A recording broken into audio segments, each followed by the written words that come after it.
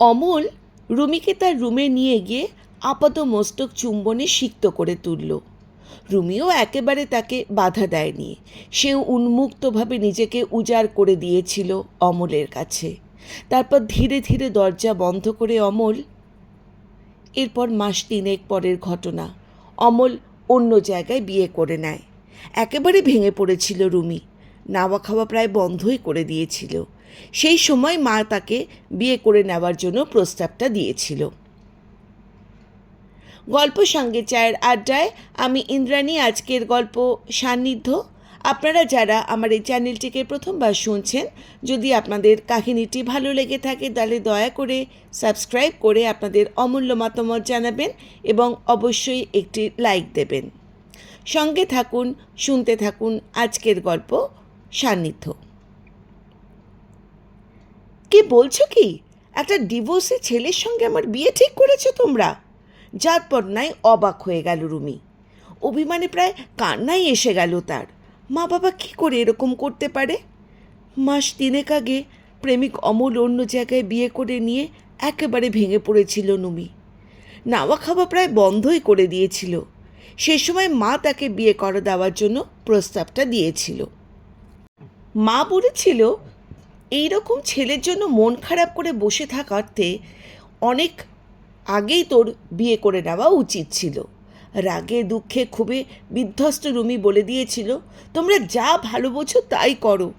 কিন্তু তার মানে কি এই? সেও তো স্বপ্নেও কল্পনা করতে পারে না এই রকম হতে পারে।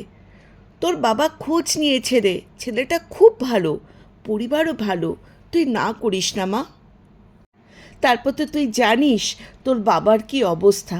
এদের যাই হোক কোনো দাবি দাওয়া নেই, আর শহরের ছেলে, নিজের বিজনেস আছে, বড় বাড়ি আছে। করুণ হেসে বোঝানোর চেষ্টা করলো রুমির মা। তাই বলে ডিভোর্সই? না না না না না মা, কিছুতেই না, জেদ ধরল রুমি। মফস্বলে থাকলেও আর 5টা মেয়ের চেয়ে একটু আলাদা রুমি। পড়াশোনা করতে বরাবর ভালো লাগে তার। বাইরের দুনিয়ার খবরাখবর রাখতেও ভালোবাসে সে। বিএসসি পাশ করেছে। 2 চোখে অনেক স্বপ্ন তার। কিন্তু বাবার আর্থিক ও শারীরিক অবস্থার কারণে এখনও বিশেষ করে কিছু করে উঠতে পারেনি সে। কলেজ পড়তে পড়তে অমলের সঙ্গে আলাপ হয়েছিল তার। কলেজ যাওয়ার পথে মাঝে মাঝে দেখা হতো তাদের। 3 বছরের প্রেম করার পর অমল জানালো যে বাড়ির লোক বিয়ে ঠিক করে ফেলেছে এবং সেখানেই তাকে বিয়ে করতে হবে। জীবনের প্রথম প্রেমে এই রকম ধোঁকা খেয়ে রুমির বিশ্বাস একেবারে টলে গেছে। এরকম পরিস্থিতিতে একটা ডিভোর্সি ছেলেকে কী করে ভরসা করবে সে? ওর মনে আছে একদিন সেই রুমে অমল তাকে নিয়ে গিয়ে তাকে তার আদরে পুরো সিক্ত করে তুলেছিল, আর আর রুমিও তাকে বাধা দিতে পারেনি। সেসব আজ অনেক অতীত। এখন এই ডিভোর্সি ছেলের সঙ্গে তার বিয়ে। নিশ্চয়ই ছেলেটার মধ্যে কোনো না কোনো প্রবলেম আছে, তাই তো বউ ছেড়ে চলে গেছে। কিন্তু মা বাবার মতে ছেলেটা নাকি ভালো। আমি যে কি করব? এদিকে রুমির উচিত এই বিয়েতে মত দেওয়া। প্রায় সপ্তাহখানেক পরে টানাপোড়েন চলার পর অবশেষে রুমি বিয়ের মত দেয়। পরিস্থিতির কথা ভেবে খানিকটা বাধ্য হয়েই বিয়েতে মত দিল রুমি। কিন্তু মনটা তার খারাপই হয়ে থাকলো। বন্ধুদেরকে দেখেছে সে, বিয়ের আগে কত উৎসাহ, কত উত্তেজনা, কিন্তু তার ভেতর থেকে তো কোনো কিছুই আসছে না। এমনকি মা যখন ছেলেটার ফটো দেখতে চাইলো বা দেখাতেও বলল, তখনও তো সে খুব একটা আগ্রহ দেখালো না। ছেলের মা বাবা তাকে দেখতে এলেও ছেলে সঙ্গে আসেনি, তার নাকি অনেক কাজ। যাই হোক, মায়ের জোরাজুরিতে ফটোটা দেখল রুমি।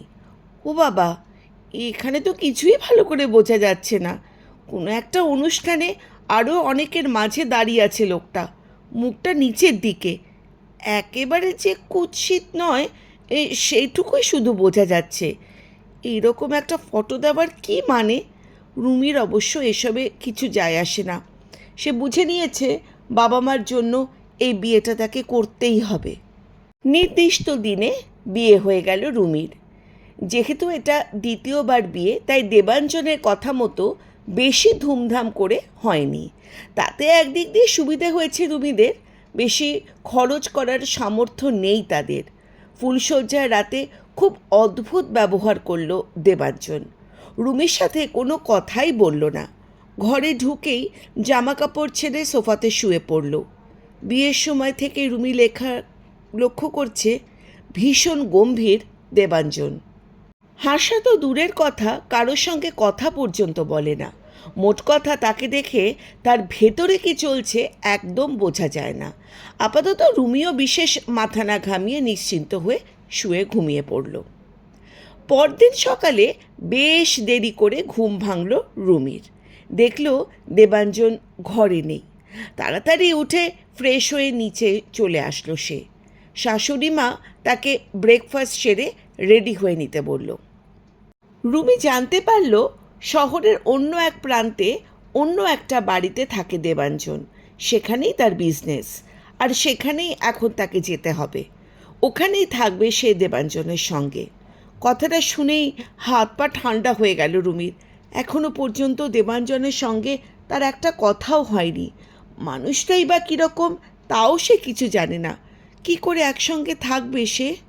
ঘন্টা দুয়েক পর জিনিসপত্র নিয়ে রেডি হতে শুরু করলো সে। নিচে গাড়ি দাঁড়িয়েছিল, গাড়িতে তুলে দিল শাশুড়ি মা। তার স্বামী নাকি অনেক ভোরেই এখান থেকে চলে গেছে। খুব অবাক লাগলো রুমির। এ কেমন ধরলোক, রুমিকে সঙ্গে না নিয়ে একা একাই চলে গেল। প্রায় ঘন্টা দেড়েক পর একটা বড় বাড়ির সামনে এসে গাড়িটা দাঁড়ালো।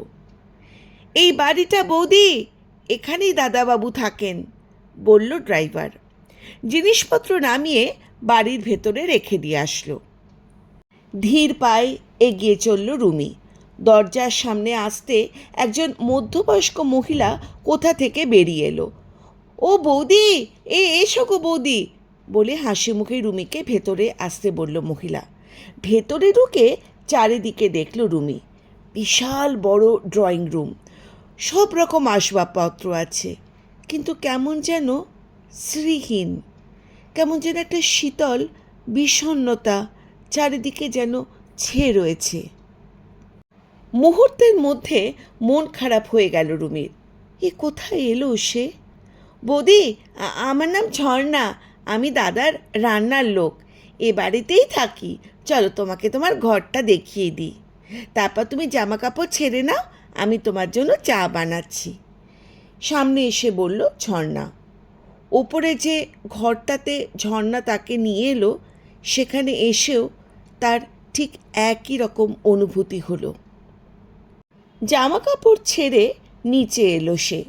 ঝর্ণার সঙ্গে টুকটাক কথা হলো। বাড়িটার চারদিকে ঘুরে দেখল। বেশিরভাগ রুমই বন্ধ। সামনে একটা বাগান আছে, তাতে কিছু কিছু ফুল ফুটে রয়েছে। একেবারে রাতে খেতে বসে দেবাঞ্জনের সাথে দেখা হলো রুমির। মুখে তার কোনো কথা নেই, চুপচাপ মুখ নিচু করে খেয়ে উঠে গেল সে। আশ্চর্য লোক তো, নতুন বউ সে, কিন্তু এ বাড়িতে নতুন এসেছে আজকেই। সুবিধা অসুবিধাও তো জিজ্ঞাসা করে মানুষ। চুপচাপ খেয়ে চলে গেল রুমি। কিন্তু তার বর তো এই ঘরেই নেই, আর তার কোনো জিনিসপত্র নেই। তাহলে নিশ্চয়ই সে অন্য ঘরে রয়েছে। খুব রাগ হলো রুমির সবার ওপর। কারো যেন কোনো পরোয়া নেই তার জন্য। কিছুক্ষণ পর দরজায় ঠক ঠক আওয়াজ হয়ে খুলে দেখল দেবাঞ্জন দাঁড়িয়ে। আমি পাশের ঘরেই আছি, কোনো দরকার হলে বলবে, বলে চলে গেল সে।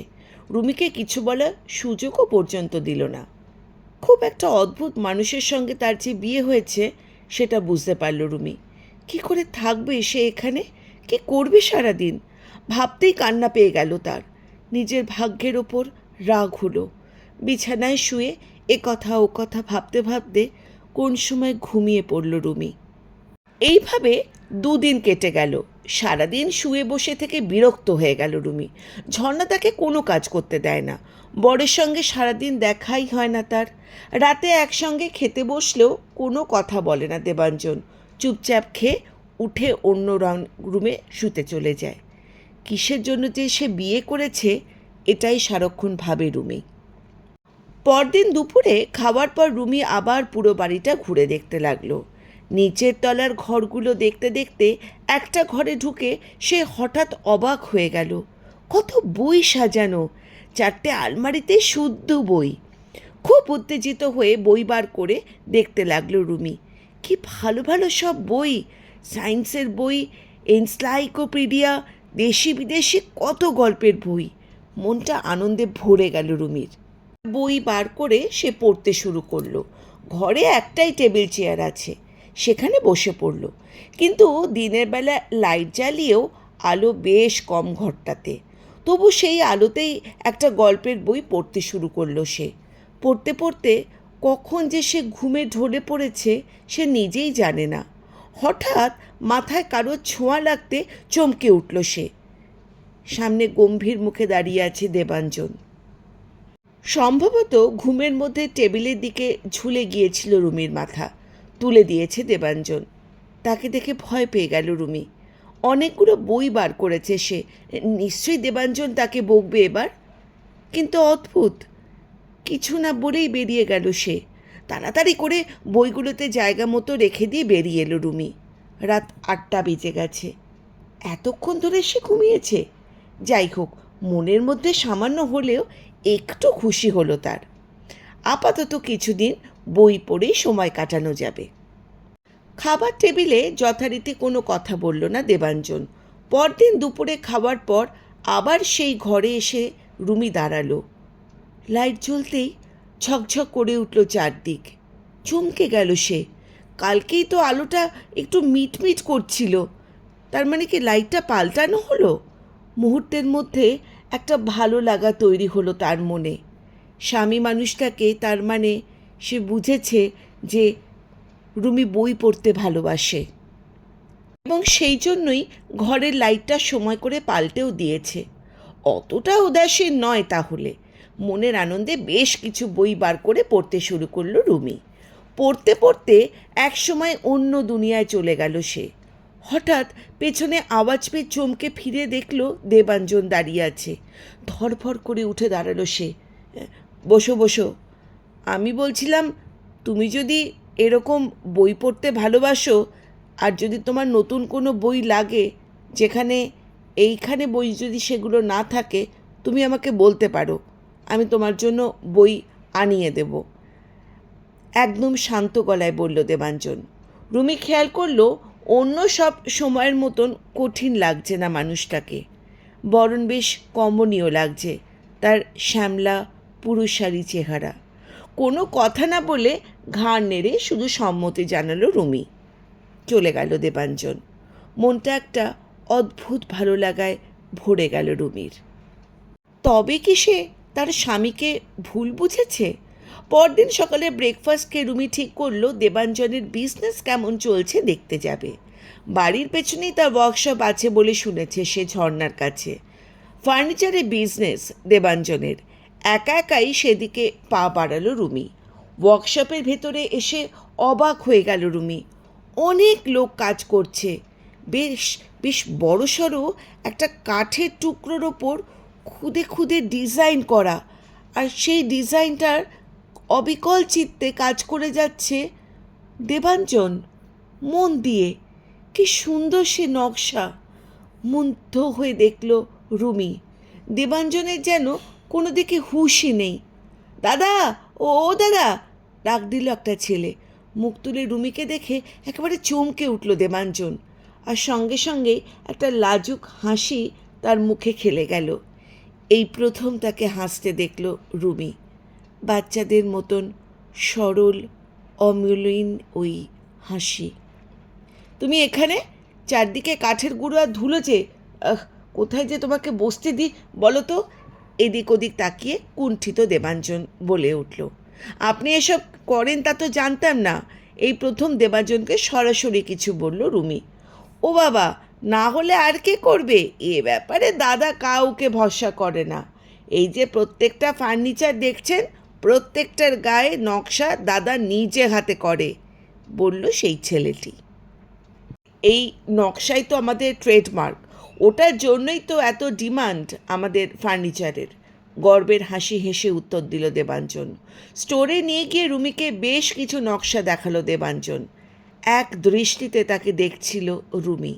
ওই মানুষটাকে বাড়িতে সম্পূর্ণ অন্য রূপে দেখে সে। ভাগ্যিস আজ সে এখানে এসেছিল, না হলে সে কত কিছুই জানতো না, অনেক কিছুই অজানা থেকে যেত। আরও কিছুক্ষণ থেকে সে ফিরে এলো বাড়িতে। ঝর্ণা, আজ রাতের খাবারটা আমিই বানাবো, সন্ধেবেলা বলল রুমি।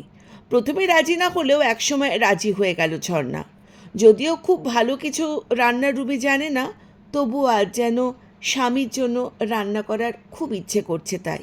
তার বাড়িতে সবসময় সাদামাটাই রান্না হয়, সেরকমই খুব একটা সাধারণ ঘরোয়া একটা তরকারি আর মাছের ঝোল বানালো সে। রাতে খেতে বসে দেবাঞ্জনকে আবার আগের মতন দেখে খুব হতাশ হয়ে গেল রুমি। এই তো দুপুরে এত উৎসাহ নিয়ে নিজের কাজ দেখালো। রুমি ভেবেছিল এবার হয়তো তাদের সম্পর্কটা হয়তো একটু সহজ হলেও হতে পারে, কিন্তু কোথায় কি। অধীর আগ্রহ নিয়ে তার প্রতিক্রিয়া দেখতে চাইল রুমি। আজ বৌদি নিজে হাতে রান্না করেছে গো, একবার বলে গেল ঝর্ণা। কিন্তু দেবাঞ্জন একদম নিরুত্তর। মাছের ঝোল দিয়ে খেতে খেতে শুধু একবার বলল, ভালো হয়েছে। এমনকি মুখটা তুলে রুমির দিকে তাকালো না পর্যন্ত। পরের দিন থেকে বাধ্য হয়ে এটা ওটা কাজ করা শুরু করলো রুমি। ঝর্ণা তাকে কিছুতেই কাজ করতে দেয় না, কিন্তু সে জোর করে, না হলে তার সময়টা কাটবে কি করে। আসার সময় শাশুড়ি মা তাকে বেশ কিছু টাকা হাতে দিয়েছিলেন। একদিন একা একাই সে বাজারে চলে গেল, আর বাজারে গিয়ে পছন্দ মতন মরশুমি ফুলের বীজ, চারা, প্রয়োজনীয় কিছু জিনিস নিয়ে আসলো। বাগানে গিয়ে মাটি খুঁড়ে একা একাই সব লাগালো সে। কয়েকদিনের মধ্যেই রুমির লাগানো গাছগুলো ফুলে ভরে গেল। রোজ বেশ অনেকটা সময় গাছের পরিচর্যা করে কাটিয়ে দেয় সে, আর রোজ একটা করে পদ করে রান্না করে। খুব ভালো করে পর্যবেক্ষণ করে সে বুঝেছে যে তার রান্নামুখীদের দেবাঞ্জনের মুখটা চেঞ্জ হয়ে যায়, আর সেটা দেখতে খুব ভালো লাগে রুমির। যদিও সেখানেও তার সঙ্গে ভালো করে সে কথা বলে না। মাঝে মাঝে রুমি ভাবে তার তো কোনো প্রয়োজনই নেই দেবাঞ্জনের জীবনে, তাহলে কেন বিয়ে করলো সে? তাদের সান্নিধ্য কি কোনোদিনই হবে না? কয়েকদিন পর হঠাৎ একদিন দুপুরে বাড়িতে এসে হাজির হলো দেবাঞ্জন। অন্যদিন তার খাবার নিয়ে যায় একটা ছেলে, আজ হঠাৎ এসে রুমির খোঁজ করল দেবাঞ্জন। চান করতে যাওয়ার আগে বাগানে কাজ করছিল রুমি। সেখানে সে দেবাঞ্জন জানালো রুমির বাবা খুব অসুস্থ, হাসপাতালে নিয়ে যাওয়া হয়েছে। দেবাঞ্জনকে ফোন করে সে খবর দিয়েছে রুমির মা। তাড়াতাড়ি রেডি হয়ে নাও, আমাদের যেতে হবে, আদেশের সুরে বলল দেবাঞ্জন। তাড়াতাড়ি করে রুমি রেডি হয়ে নিল। খুব ভয় করছে যায়, কে জানে তার বাবা কেমন আছে। গাড়ি উঠতে গিয়ে অবাক হয়ে গেল রুমি। দেবাঞ্জন গাড়িতে বসে রয়েছে। আপনি কোথায় যাচ্ছেন? আমিও যাব, তোমার বাবা অসুস্থ, আমাকে তো যেতেই হবে, বলল দেবাঞ্জন। তার মুখ দেখে উদ্বিগ্নের একটা ছায়া। ব্যাপারটা খুব ভালো লাগলো রুমির। যাক, দায়িত্ব কর্তব্য জ্ঞান আছে তার মানে। কিন্তু সারা রাস্তা সে রুমির সাথে একটা কথাও বলল না। মাঝখানে শুধু একবার জিজ্ঞাসা করেছিল যে তার কোনো টয়লেট বা কিছু সে খাবে কি না, না বলে দিয়েছিল রুমি। গাড়ি নিয়ে প্রথমেই হাসপাতালে চলে গেল তারা। আইসিইউর বাইরে থেকে বাবাকে দেখে কেঁদে ফেলল মোর। মা ছুটে এসে তাদের দেখল, মাও হাউমাউ করে কাঁদতে লাগলো। প্রথমে খানিকটা অস্বস্তি হলো দেবাঞ্জনের, কিন্তু সঙ্গে সঙ্গে কাটিয়ে উঠে দুজনকেই আশ্বস্ত করার চেষ্টা করলো। রুমি আর তার মাকে নিয়ে গেল বাইরে। টুকটাক প্রশ্ন করে জানতে চাইল ঠিক কী হয়েছিল রুমির বাবার। কথা বলতে বলতে ডাক্তারবাবুর সাথে দেখাও করে এলো। উঠে গিয়ে তার সাথে কথা বলল দেবাঞ্জন। আরও দুদিন আইসিইউতে থাকতে হলো রুমির বাবাকে। এই দুদিন প্রায় পুরো সময়টাই হাসপাতালে কাটালো দেবাঞ্জন। রুমি আর তার মাকে জোর করে বাড়িতে পাঠিয়ে দিল। রুমির মা খুব ভালো লেগে আহ্লাদে বলল, কিরে বলেছিলাম না ছেলেটা খুব ভালো, দেখলি তো, নিজের ছেলেও তো এরকম করে না রে। যখন থেকে এসব করছে একেবারে খরচাপাতিও নিচে থেকে করছে। রুমিও যেন ঠিক হিসেব মেলাতে পারছে না, বুঝতে পারছে না এই কি সেই লোক যে বাড়িতে একদম অন্যরকম। বিপদ কেটে যেতে রুমির বাবাকে যখন জেনারেল বেডে দেওয়া হলো, তখন রুমিকে ডেকে দেবাঞ্জন বলল, এইবার আমি বাড়ি যাব, কাজ আছে তো, তুমি চাইলে আরও কয়েকদিন বাবা একেবারে বাড়ি ফিরলে তারপর এসো, আর এই নাও কিছু টাকা হাতে রাখো, দরকার মতন খরচ করো। আবেগের আতিশয্যে কিছু বলতে না পেরে রুমি কেঁদে ফেলল। আরে কাঁদছো কেন? বাবা তো ঠিক হয়ে গেছে, ডাক্তারবাবু বলেছেন 2-1 দিন দেখে ছেড়ে দেবেন, সান্ত্বনা দিল দেবাঞ্জন। কাঁদতে কাঁদতে রুমি বলল, কেমন মানুষ তুমি, এইদিকে এত খেয়াল রেখেছো সব কিছুর, অথচ আমার বেলায় এরকম কেন? এবার খানিকটা হকচকিয়ে গেল দেবাঞ্জন। ভাগ্যে সেদিকটায় কেউ নেই। প্রথমবার সে রুমির হাত ধরল, রুমিকে কাছে নিয়ে আসলো আর বলল, আমি জানি আমি তোমার জন্য ঠিক উপযুক্ত কি না, আমি জানি না সেটা, আমি তোমার সাথে অন্যায় করছি, কিন্তু কি করব বলো? শ্রাবণী ছেড়ে যাবার পর নিজেকে শক্ত হতে হয়েছে। ভীষণ ভালোবাসতাম আমি ওকে, ও চলে যাওয়ার পরে পাগলের মতন অবস্থা হয়ে গিয়েছিল আমার। ধীরে ধীরে যদিও নিজেকে সামলে নিয়েছিলাম, কিন্তু মনে মনে প্রতিজ্ঞা করেছিলাম আর জীবনে কোনো দিন কাউকে ভালোবাসবো না। এদিকে মা বাবা বিয়ে দেওয়ার জন্য একেবারে অস্থির হয়ে উঠল, আর ওদের দুঃখ দিতে পারবো না বলেই বিয়েটা করি, কিন্তু ঠিক করি তোমাকে কোনো দিন মন থেকে ভালোবাসবো না। কিন্তু তুমি তো যেন ঠিকই করে এসেছো আমাকে পাল্টে ছাড়বে। জানো জানো জানো রুমি, যেদিন তুমি আমার জন্য প্রথম রান্না করলে কি ভালো লেগেছিল আমার। আমার বাগানের নতুন ফুল ফোটালে তুমি, আমার প্রাণহীন বাড়িটাকে একটু একটু করে প্রাণের সঞ্চার করলে। আমার লাইব্রেরিতে কত বছর পর কেউ ঢুকলো, বই পড়ল, আমার প্রিয় বই। আমার হাতের কাজ দেখে কেউ আমার চোখে আমার মুগ্ধতার মন ছুঁয়ে গেল।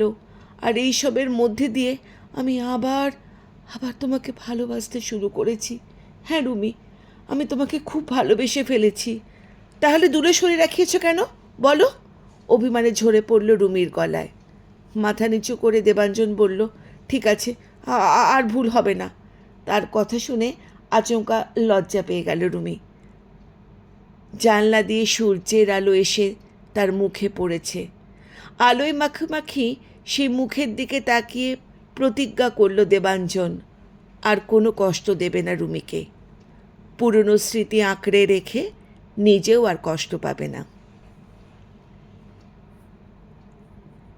গল্প সঙ্গে চায়ের আড্ডায় আজ সান্নিধ্য এখানেই শেষ হলো। আপনারা যারা এই গল্পটি পুরোটা শুনলেন, আপনাদের কাহিনীটি কেমন লাগলো অবশ্যই জানাবেন, এবং যদি আপনাদের চ্যানেলটি ভালো লেগে থাকে, গল্পটি ভালো লেগে থাকে, তাহলে দয়া করে চ্যানেলটিকে সাবস্ক্রাইব করে আপনাদের অমূল্য মতামত নিশ্চয়ই জানাবেন। সঙ্গে থাকুন, শুনতে থাকুন গল্প সঙ্গে চায়ের আড্ডা। ধন্যবাদ।